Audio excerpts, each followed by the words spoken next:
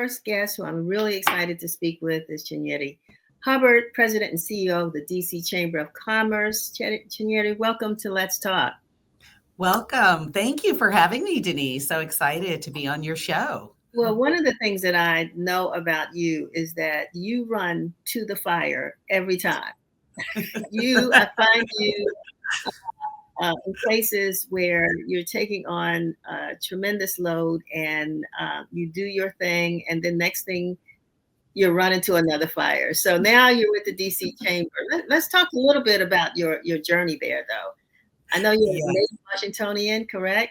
That's right. I am a native Washingtonian, a DC public school, high school graduate from Northwest Washington, DC, and then lived in other cities, but came back about 17 years ago.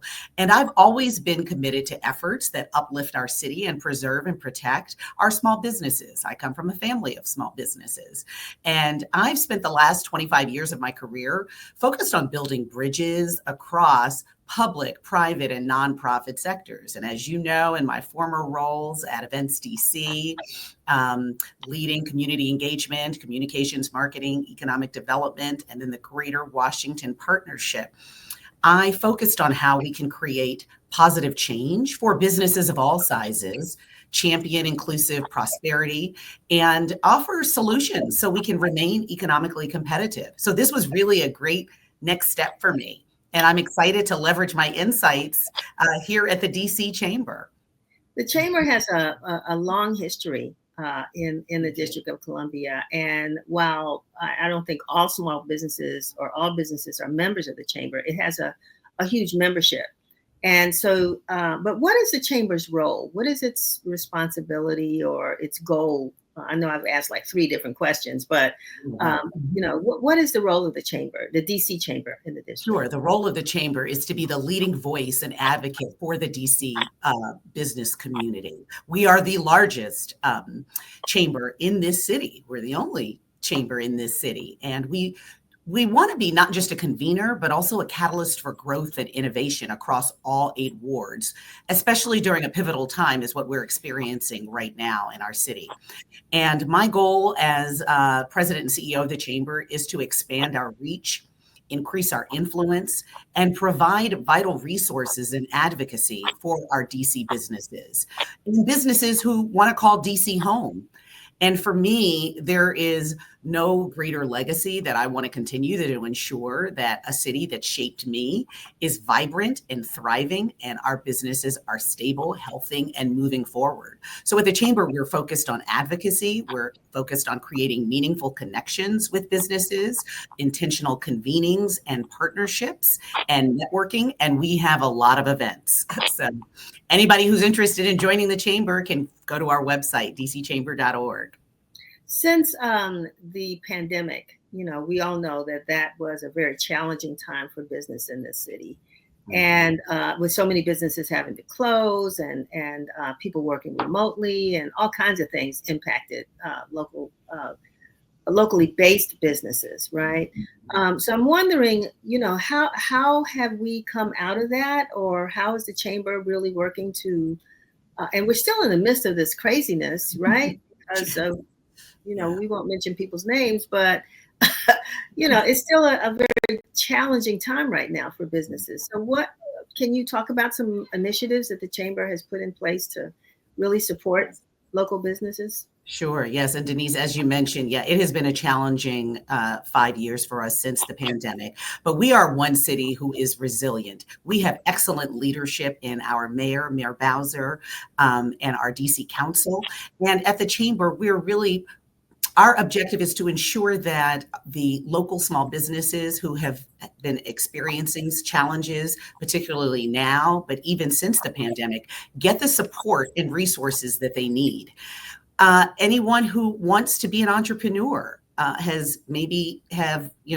challenges with their current workforce or where they've been employed and have been laid off. We want to ensure that they have resources that can support their ventures in solopreneurship.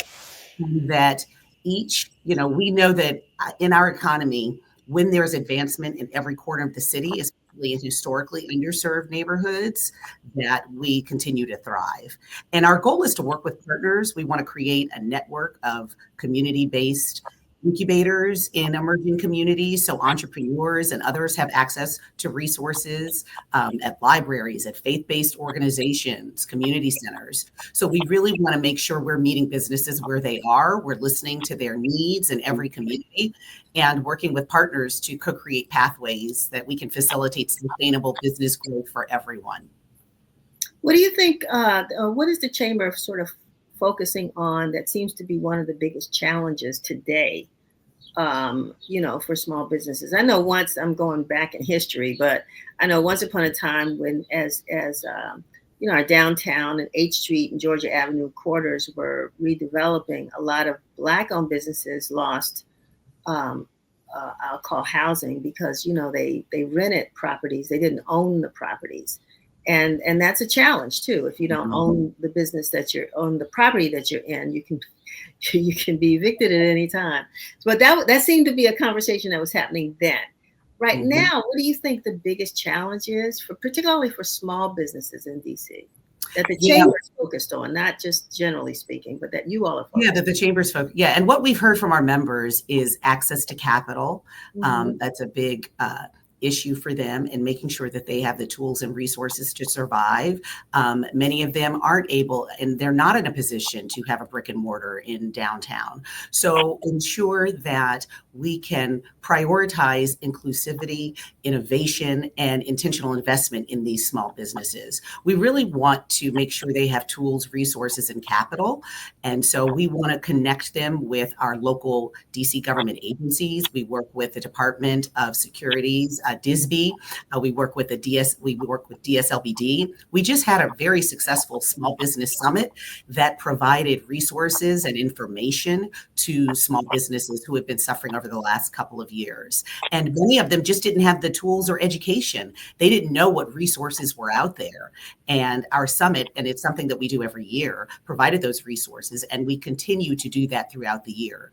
So whether it's access to capital, advocating for policies that are favorable for business owners, so to make it easier for them to get a license and to cut through the red tape, because that's always a challenge for them. We really want to make sure we're reducing barriers so that it's easy to start your business and maintain your business in DC.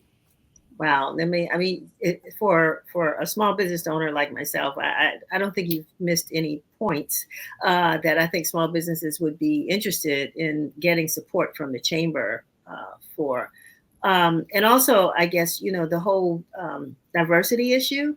There's this national thing, as you know, some person said we're going to get rid of DEI.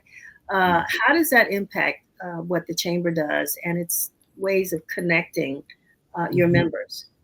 Yeah, the DC Chamber really upholds values that ensure a wide range of perspectives. We want to provide, again, as I've said, business resources to create these pathways for diverse and equitable opportunities that works to foster a sense of belonging that's mutually beneficial in this economic ecosystem. And while there are threats to our, DEI initiatives, we want to make sure that businesses are still able to feel empowered and that our membership base remains diverse from all 8 wards. So we think that this will bring a fresh, unique perspective for all that we do and how we approach, including the speakers we attract, the entrepreneurs, the seminars, our events. And, I'm continuing on my listening tour with members. I'm in my first 100 days. And so I'm open to making sure that we are providing value from our members on all levels, and that we continue to promote equity and inclusion for everyone. I meant to mention that at the top, that you are new on the job, 100 days, but not new to the organization. So that's a good thing. And especially, like you said, not new to the growing DC in various ways. And I know that this week you had an event for women entrepreneurs. What's coming up with the Chamber? Any activities or events that our viewers need to participate in? Well, We have some member only activities happening next week.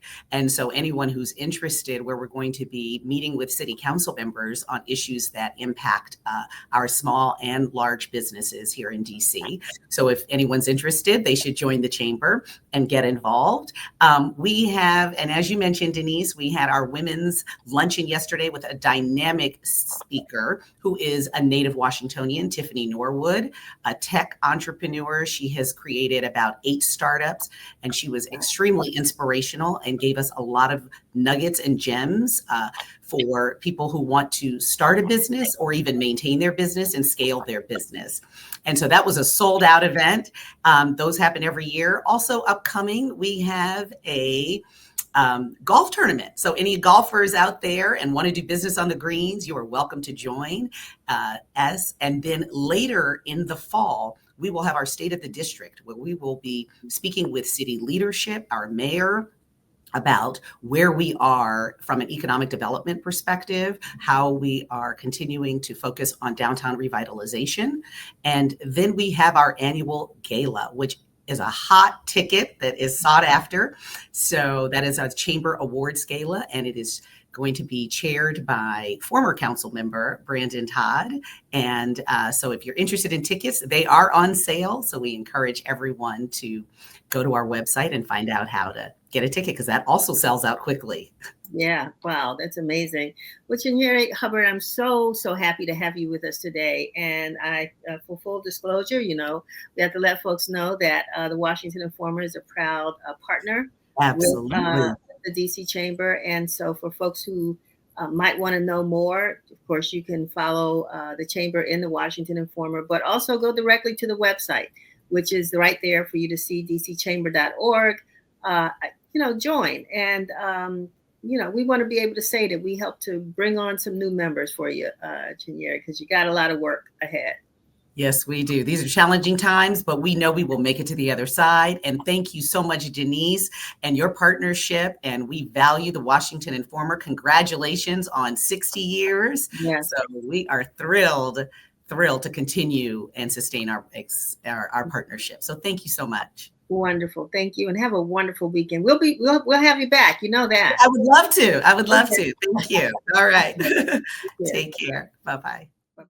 Where did you come to get all your